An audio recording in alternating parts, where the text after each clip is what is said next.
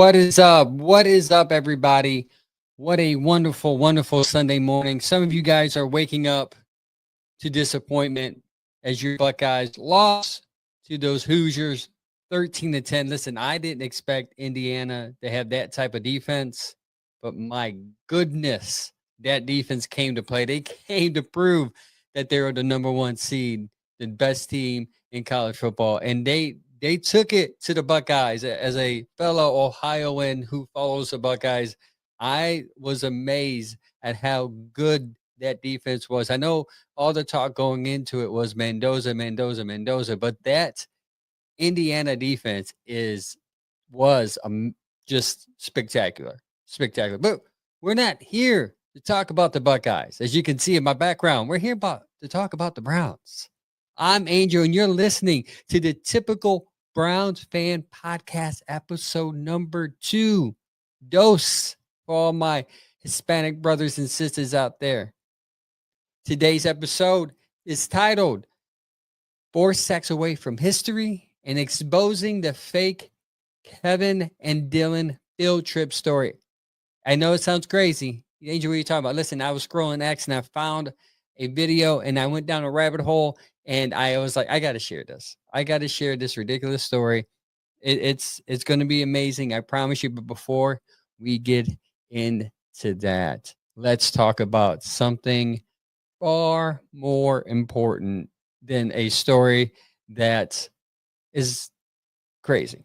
First of all, the Browns are up against the Tennessee Titans today at 1 o'clock. At 1 p.m., your Browns will be going up against the Tennessee Titans. The Tennessee Titans are 1-11, the worst team in the league. And everything on the stats show why they're the worst team in the league.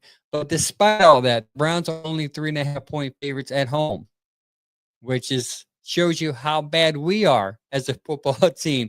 Is if you're only 3.5-point favorites at home to a team that's worse in the league, that tells you that you're not far off. So everyone that's thinking, hey, the Browns are going to win, calm down. I, as a Browns fan for all my life, I tend to put pause on anyone that guarantees a victory for the Browns. Let me show you the example of the Jets game. I know we beat the Raiders, but that was an extraordinary defensive performance by our defense, which we'll get into here in a second. But 3.5-point favorites, that doesn't give me a lot of confidence. See, we'll see if Shedeur will show some improvements. We'll see if you're able to attack a defense in which is vulnerable to be attacked. Their run game's a little better, but I think that's because their passing game is so horrible that teams tend to throw as opposed to run. But we will see what Shedeur does. But I'm not going to watch the game for Shedeur. Well, that's a little lie. I'll be watching Shedeur. I want to see if he improves. I want to see if he can grow into something special here. But I think what most of America will be tuning into is not Shedeur. It's not our running backs. It's not whether or not Jerry Jeudy is going to argue with Shedeur again when he misses a pass or drops a pass or overthrows him again. What we're going to tune in for is if Myles Garrett can break the sack record. The NFL single-season sack record, it's set at 22.5. Michael Strahan and our favorite Pittsburgh Steeler, TJ Watt, insert sarcasm, 22.5 is what it sits at. Myles is at 19. He needs 4 to break it. Now, it seems impossible, but yet we've seen it. We've seen it against the Vegas Raiders where Myles goes off for 5 and the defense goes off for 10 as a unit, 10 sacks. Myles gets half of that. Myles gets it. So if he gets 4, he gets a record. He did 5 against the Raiders. I think it's possible. Vegas. I'm sorry, not Vegas. The Tennessee Titans are ranked 31st, second to last. What they average. I'm sorry. Vegas was ranked. Yeah, I said it right the first time. Vegas is ranked 31st with allowing 3.8 sacks per game. You know who's dead last? The Tennessee Titans. They're ranked number 32. They allow 4 sacks per game. That lines up perfectly with what Myles needs to get the sack record. Do you see what I'm saying here? The math is mathing here. If the Tennessee Titans allow 4 sacks, Myles needs 4 sacks. That means it's inevitable. The possibilities of it happening is possible, or I don't want to call it anything 100%, but it's close. It's good enough to sit there and makes you want to watch this game with hoping and praying that you will see history unfold. Matter of fact, it kind of made me maybe wanted to go to the game this weekend. I had opportunity to get tickets from work for free. It would be in the suites and nice and warm, but I said no because I have kids and a family, and my wife has a work schedule I need to abide by. Short notice, I couldn't do it, but I would have loved to be there to see if this is going to happen. But fans are going to be there, hopefully, sitting in the cold, not as much. It's going to be pretty cold down there, down at the stadium today. But Myles Garrett has an opportunity to break the record. Tennessee Titans offensive line is currently ranked 26 out of 32. They allowed 48 sacks. 48 sacks for Cam Ward. Worst in the league as far as holding the ball, and which is probably why Cam has been getting sacked a lot. He is 4th in the league with holding the ball for 2.8 seconds.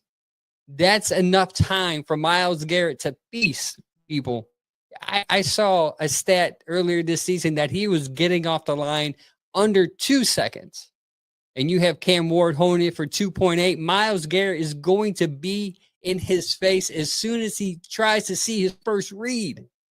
This is all lining up to be a history in the making type of game. So you guys should be excited today to see this game. If not for, don't focus on our offense and how horrible it is, but focus on history and what can happen this game.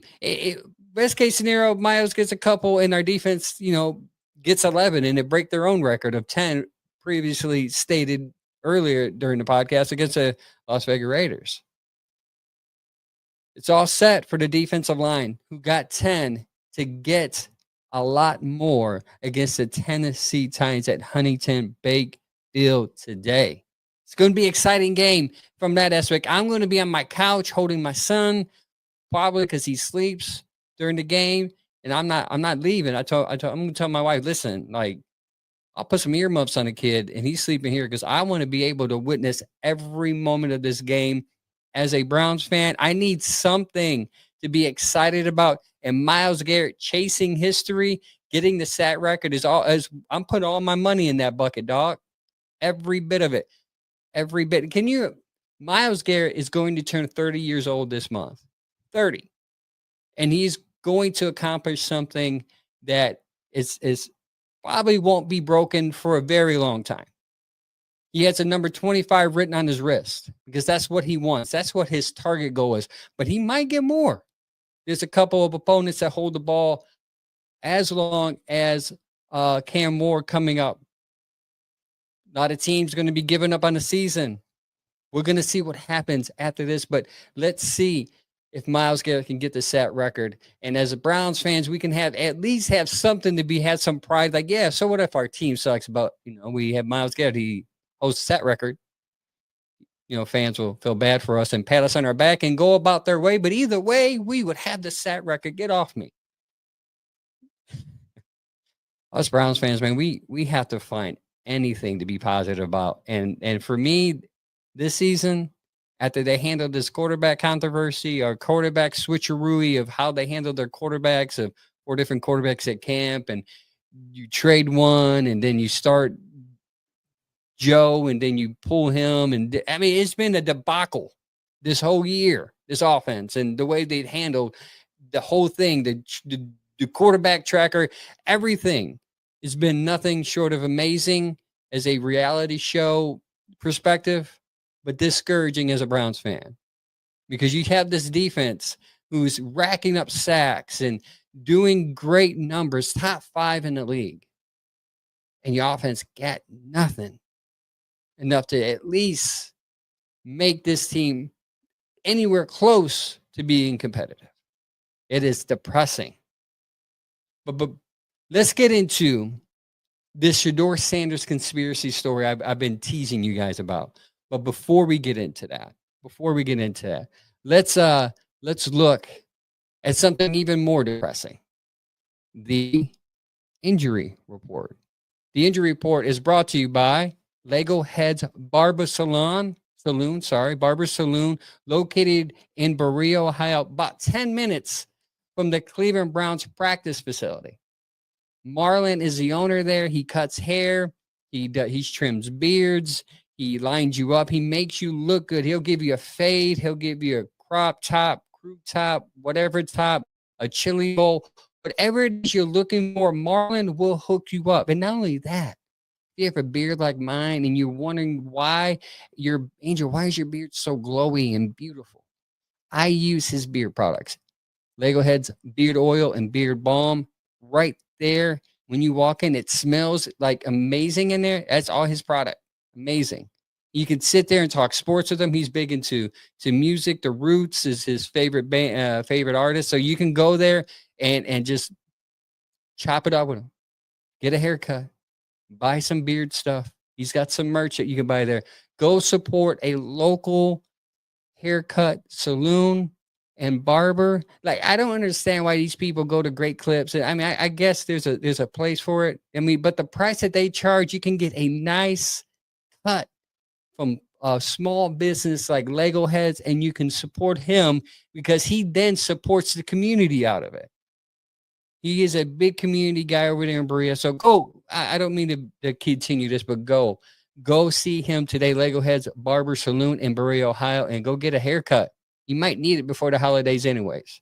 If you're looking for a female companion, 9 times out of 10 is because you need a haircut and you're ugly. But once you get that haircut, you looking fly and you went from a 5 to a 10, and that haircut will change your life. And that's how I feel every time I leave the Legoheaz Barber Salon. I come home and my wife is like, "Oh my God, where's my husband?" And I'm like, "It's me." She's like, "Oh, your hair looks so fine. Your beard looks so crisp." Marlon will hook you up. Nonetheless, let's look at this injury report. Out of the game, Bates out. Conklin, what a surprise. Conklin out. Huntington out, which is huge. Great prospect there. He's out. Teller out. And of course, Deshaun Watson out. By the way, they're saying Deshaun Watson isn't going to play this year, but look forward to seeing him next year. They're warning us that so I said this in the last podcast, episode 1. I wouldn't be surprised if Watson will start and maybe Shedeur will be QB2 and he will continue to develop that way. Now, that's just my take. They might draft a quarterback after what Mendoza did. They might sell the farm again and trade all their draft picks for a quarterback and still have a sucky offensive line and no talent. But that's probably on episode 3. Questionable for our team, which I hope it's not bad, because if so, then Tennessee might have a shot here, a better shot. Bush, questionable. Graham, questionable. I believe he has a rib injury, but he already said that he's going to play, but yeah, they're on the questionable list, so I got to say he's questionable. Hall Jr., which isn't good. If you have Hall Jr. and Graham, that's your middle 2 in the defense, which is stopping the run pretty well this year. That's not good. And then Sampson, which is kind of depressing. I hope he plays because I think he needs more snaps. Man, I don't know what's going on and why they haven't used him as much in the passing game. I expected more out of that, but nonetheless, it's the Browns. So what else is new, right? They have a guy that can probably outrun everybody in the field, and they use him limitedly. You draft a guy, and you're like, hey, we're going to just use you. It's a typical Browns thing. Again, nonetheless. So let's get into the reason why you're here. The Shedeur conspiracy video I found on X. I went down in this deep rabbit hole on X, and I found this guy on X. I forgot his name. You'll see his handle when I play the video. But he proceeds to talk about this video and how Kevin and Dillon gets caught at a field trip. And oh, what? Let me just let him explain. Craziest, insane things you've ever heard in your life. And yes, it has to do with Kevin Stefanski again and Dillon Gabriel. So, yesterday, I got a phone call from my cousin who's a teacher in the Cleveland schools, and she goes, guess who I just seen? I guess they had a field trip at a cornflake factory in Lorain, Ohio. Jarvis Landry was a teacher in the Cleveland schools, and she goes, chaos in the Cleveland Browns. I got a fucking story for you that is going to seem like one of the craziest, insane things you've ever heard in your life. And yes, it has to do with Kevin Stefanski again and Dillon Gabriel. So, yesterday, I got a phone call from my cousin who's a teacher in the Cleveland schools, and she goes, guess who I just seen? I guess they had a field trip at a cornflake factory in Lorain, Ohio. And she's like, Dillon Gabriel. He was in a tour at a cornflake factory in the school that they went to, whatever. They had a tour. And he was there with some girl. And I go, oh, probably his fiance. And she's like, yeah. But guess who was with him? And I go, oh, Kevin Stefanski. And she says, yes, how did you know? And I go, it was just a wild guess. So, let me get this straight. Dillon Gabriel is at a cornflake factory in Lorain, Cleveland on a Tuesday, or what was it, Wednesday, right? On a tour, and Kevin Stefanski's with him, and I would have never believed her because he plays jokes on it, but she sent me a picture of Kevin Stefanski and Dillon Gabriel outside, and it said, Kellogg's Cornflake Factory, Lorain, Ohio, established 1912. So that's visual proof number one. How is Shedeur Sanders going to compete with a guy who is at a cornflake factory in Lorain, Cleveland? All right, and he goes on for another 2-3 minutes talking about how Dillon sucks, which, you know, I think we can all agree Dillon was not good or may not be good. And what's crazy about this is I'm a Ohioan. I live in a suburb outside of Cleveland. And when he said Kellogg factory outside of Lorain, Ohio, it caught my interest because I thought to myself, is there a Kellogg cornflake factory in Lorain, Ohio? That doesn't seem right. So I did my limited research and I log on to Google's and I typed that in. And there's only 2 locations. There's one in Columbus and there's one in Zanesville. But I thought maybe Google's is wrong. So let me look deeper into this. And then he said he had a photo. He had a photo proof of this. And I'm thinking, well, if this has photo proof, then eventually he's going to see it. And then what's even crazier is that people in the if you go see this video on X, people in these comments are like driving home, like, oh my God, I can't believe Shedeur Sanders is going to get played. Dillon Gabriel and Kevin is at a field trip together. That means like they're going to be buddies, and the conspiracy theories against Shedeur is true, blah, blah, blah. And it's somewhat believable. If you think about it, well, the Browns do a lot of things with the schools locally here. And maybe they went on a field trip with the school and Kevin and Dillon were there and just so happened to have his fiance there, which would be weird because it's a team sanctioned event. Why is his fiance there? But I'm talking myself into this, right? I'm becoming one of these people like, oh my God, they're about to slam the door on Shedeur and cut him. And I'm thinking extreme because this is what most Shedeur or content creators do, right? They create this buzz or they create this story, and they drive this beautiful painted story home to you to rile your emotions, so you're not thinking logically. And you're not thinking with your normal brain, you're thinking emotionally, and you start thinking about these conspiracy theories. You start connecting the dots, and you're like, hey, maybe A, B, C, it goes to F, and all of a sudden you find yourself believing this. So I had to tell myself, bro, relax. This can't be true, right? Right? So I dug a little deeper. I said, he said he had a photo. So let me see if he ended up posting his receipts. Let's see if the photo is true. And this is what he posted in response to people asking about the photo. Now, what I want you to do is pay attention, keyword, to the photo. The picture of the cornflake factory in Lorain, Ohio that Kevin Stefanski and Dillon Gabriel were spotted at. Now, just look at now. This picture is telling. It tells you two things here. Kevin really likes Dillon Gabriel, really, and really wants him. This was Kevin Stefanski's handpicked guy that he got drafted in the third round. That would have been an undrafted free agent if he didn't draft him. So this is almost like I can picture Kevin explaining to him, "You're going to get back in. Trust me, it's only a." All right, guys, real quick. As soon as I saw this video, I just wanted you to hear a little bit what he had to say about this video and how he's selling it. Look at this photo. Look at this photo real quick. Kellogg's background is 1930s background, right? And Dillon doesn't even look like Dillon.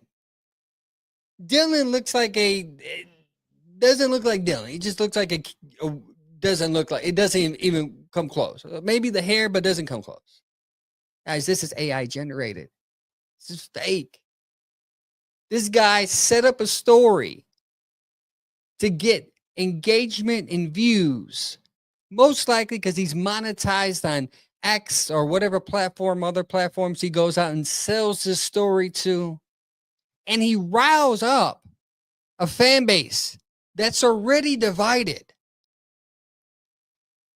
based upon two quarterbacks who probably at best will be backups anyways. He goes on social media and he drives the emotion of a fan base to divide a fan base, makes up a story, AI generates a photo to create engagements. And folks, this is what Browns fans fall for every time. What makes it worse is that you have Shedeur fans who come from Colorado, Buffalo, and they add fuel to it. They add, hey, oh my God, Kevin's racist. The Browns fans, whoever argue against this, is racist. Because a story a guy totally makes up and they believe. Now, one thing that's really crazy is most people don't go looking for the photo. They just believe his word. So then they share this. If you go back to the original video, it's shared a lot of times. So that tells me these people believe this dude sharing this story. Browns fans, y'all stupid sometimes. And I listen, as a Christian, as a Christ-fearing man of God that I try to be, I hate that word stupid. I don't tell my kids to say, I hate using that word. But sometimes as a believer, I have to tell you what it is. Why are we falling for content creators that create content like this? Listen, I'm a content creator myself. On Facebook, I'm monetized. I make money off of stuff that I post. One thing between that and me is I try to be factual in what I do. I do a lot of stats. I post a lot of things that are like EPAs and PFF scores, and I give my opinion about certain things. Facts, and then I give my opinion, right? Stuff that you can dig in yourself. You can disagree, and I would disagree back, and then we'll have this civil conversation amongst each other sometimes. Some people, depending on what you say, hate it, and they put you down, and I just laugh because, like, bro, it's your social media, chill. But you have content creators whose sole purpose is to divide a fan base, and 90% of us fans are falling for it every time. Every time. In the comments, if you go to that video, you can see the people who are riled up and emotional and believe this dude's story without doing any fact checks. There's no Kellogg place in Lorain, Ohio. That's a lie. That's the first thing you can take from the story and right away write it off as a lie. You can also see when Browns do charity work. They post on it. Has the Browns ever gone to a Kellogg factory in Lorain, Ohio recently? No. Check. Lie again. Browns fans, stop falling for this type of stuff. Stop falling for this type of content. This guy is making content to pay his light bill, and you guys are giving him free money. I shouldn't even posted the video we talked about it, but I'm so frustrated that I need to get this out there. Why, as a fan base, that we have to be divided based upon who the quarterback is? If the quarterback is the quarterback and he's winning, great. Regardless of how we feel about the guy personally, outside of the other quarterback we have that we can all probably agree on we shouldn't be really rooting for. But if a kid's trying to be a starting quarterback in the NFL, let's root for him. Whether it's Dillon or Shedeur, I don't know about you guys, but I am a Browns fan. Regardless of whose name is on the jersey, what quarterback's throwing interceptions, so we don't get a lot to throw touchdowns anymore. Sorry, Baker.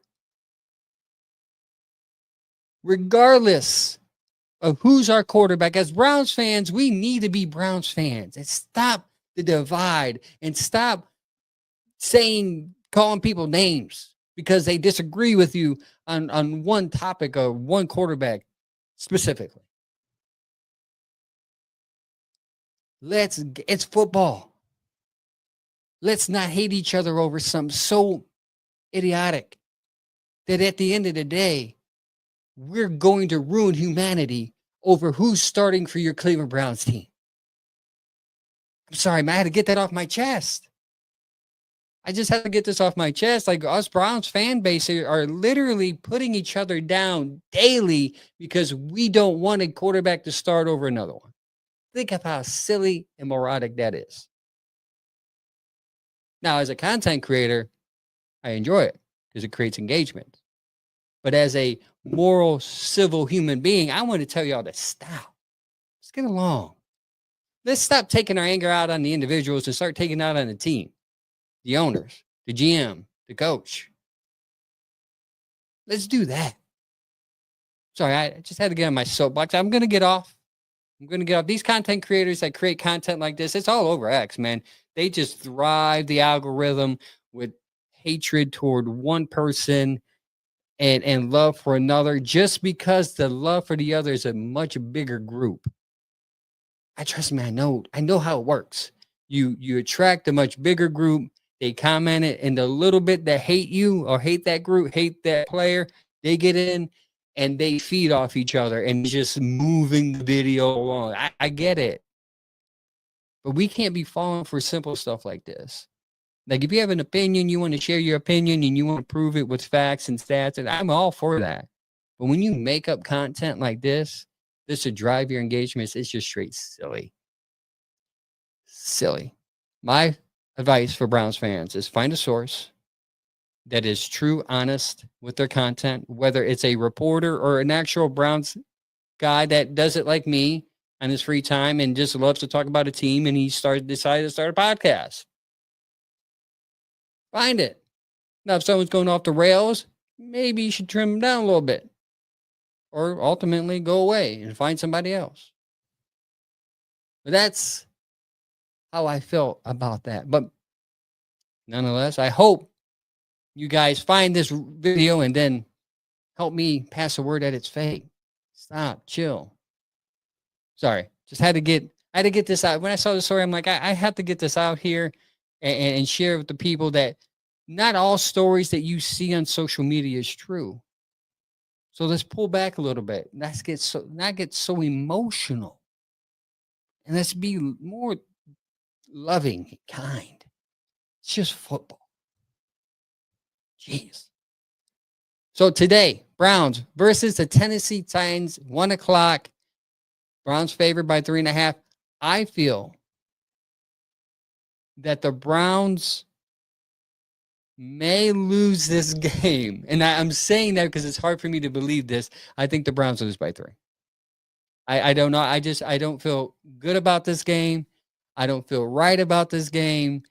I think Myles goes off a little bit, but I think it's a low-scoring game. I would say Shedeur throws a pick 6 and we lose 17-13. And it stems from that. And then Browns fandoms all over the world will blow up. You have those that don't like Shedeur for some reason. I don't understand it. Don't understand. The kid's a loving kid who, and I like him a little bit more because he talks about his faith. That's just me being biased. I like players who are openly with their faith and believe in obviously what you believe in. Obviously, selfishly, yes. But I think he's trying, and I think we should be rooting for our court. I guess for me, my mindset is, I think you should be rooting for your team's quarterback, regardless of how you feel about him personally. Right? Like, so what if he's not doing no crimes, illegal crimes? Let me put that in there. But if he's just, so what if his brass is a little different than what you're used to? Let's root for this kid. Like, do you understand the quickest way to have a great franchise and winning franchise is one of these quarterbacks work out, whether it's Shedeur or Dillon, and then we can do great things. Or hopefully draft talent around these guys. I mean, it's not looking promising now. I'm not unrealistic to believe that it's promising. I'm not sitting there saying Shedeur is going to be the quarterback of the future. He still has a lot still to prove. But what I'm saying, let's take the approach of, man, I hope he's good, as opposed to I hope he's not good. Just so you can be right. That's all I'm saying. Well, I'm going to wrap it up today. Thank you guys for tuning in to the Typical Browns Fan podcast. Please follow me on all things social media. I'm on X, YouTube. I'm on TikTok. Typical Browns Fan. It's the same name. Give me a follow. You'll see my content. I do content with my family sometimes, my kids and my wife. I do content like this while I'm on a podcast. I also run another podcast that go live every Tuesday at 7:30 called the Bearded Browns Podcast. And I also have, I'm not on it, but we do Saturday podcast, a pregame show. It's called the Browns Morning Brew. So follow those sites too. But we're also on all of them too. But thank you for tuning in. Thank you for the comments. Thank you for the engagements. I try to be as honest as possible with my takes without lying. That's all I'm saying. I'm a passionate Browns fan just like you. So this Typical Browns Fan is signing off. Until next time, keep barking, keep believing, and keep being that typical Browns fan, but the typical one that's positive and loving.